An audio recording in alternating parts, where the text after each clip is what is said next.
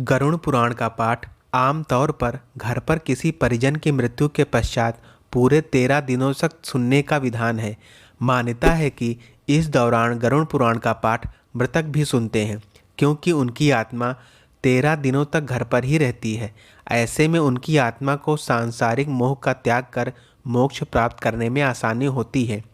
गरुड़ पुराण में जन्म, मृत्यु और मृत्यु के पश्चात की घटनाओं का वर्णन किया गया है।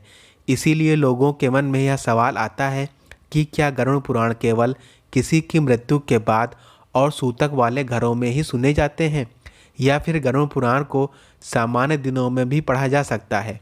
जानते हैं गरुड़ पुराण का पाठ कब और किसे करना चाहिए और इसके क्या लाभ हैं। क्या है गरुड़ पुराण? गरुड़ पुराण में कर्मों के अनुसार मृत्यु के पश्चात की स्थितियों का वर्णन किया गया है।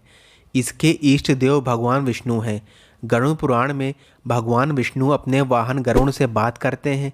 कहा जाता है कि एक बार जब गरुड़ ने प्राणियों की मृत्यु, यमलोक, स्वर्ग, नरक आदि से जुड़े रहस्ययुक्त प्रश्न पूछे, तब भगवान विष्णु ने इन सभी सवालों का विस्तार पूर्वक जवाब दिया।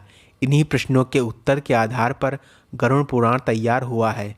आखिर किसे और कब पढ़ना चाहिए गरुड़ पुराण?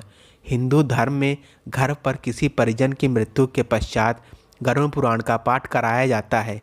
मान्यता है कि घर पर 13 दिनों तक गरुड़ पुराण का पाठ कराने से मृतक की आत्मा को मुक्ति मिलती है। लेकिन गरुड़ पुराण का पाठ किसी परिजन की मृत्यु के पहले या कभी भी पढ़ा जा सकता है।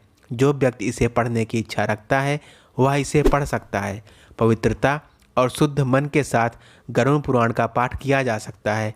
इसका पाठ करने से सामान्य मनुष्य को यह पता चलता है कि कौन सा रास्ता धर्म का है और कौन सा अधर्म का।